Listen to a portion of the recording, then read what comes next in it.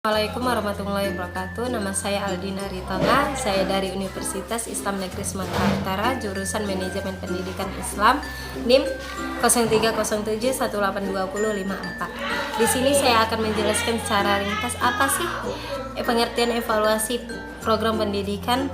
Evaluasi yang sering dipahami selama ini di dalam dunia pendidikan adalah terbatas pada sebuah penilaian saja. Penilaian ini dilakukan secara formatif dan sumatif. Ketika sudah dilakukan proses penilaian, itu dianggap sudah melakukan evaluasi. Pemahaman demikian ini sungguh tidak tepat, karena pelaksanaan penilaian itu tercenderung hanya melihat capaian tujuan pembelajaran saja. Padahal dalam proses pendidikan tersebut bukan hanya nilai yang dilihat, tetapi ada lebih banyak faktor yang membuat berhasil atau tidaknya sebuah program tersebut. Penilaian hanya bagian dari kecil dari evaluasi. Evaluasi juga harus dipahami sebagai bagian dari supervisi. Evaluasi tidak hanya berurusan pada nilai yang diukur berdasarkan penyelesaian soal-soal, tetapi evaluasi program pendidikan akan mengkaji banyak faktor. Dengan demikian, evaluasi program perlu diperkenalkan kepada seluruh para pendidik, karena evaluasi sangat penting dalam pengembangan mutu pendidikan.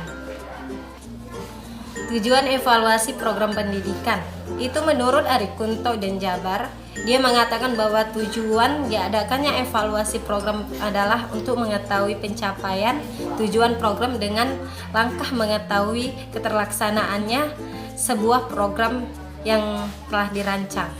Ada 7 elemen yang harus dilakukan untuk pencapaian evaluasi. Yang pertama itu penentuan fokus yang akan dievaluasi. Yang kedua itu penyusunan desain evaluasi. Maksudnya itu di situ kita harus mendesain gitu, merancang untuk mencapai pengevaluasian.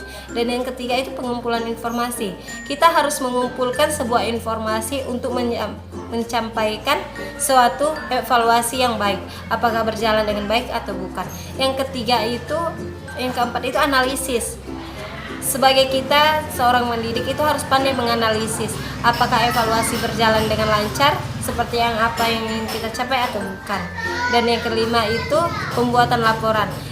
Untuk menganalisis dari tahap 1, 2, dan 3, 4 yang tersebut, kita harus pandai menganalisis untuk suatu evaluasi tersebut. Dan keenam itu pengelolaan evaluasi. Kita harus pandai mengelola, mengatur, merancang pengorganisasian dengan baik untuk mencapai evaluasi yang sebenarnya.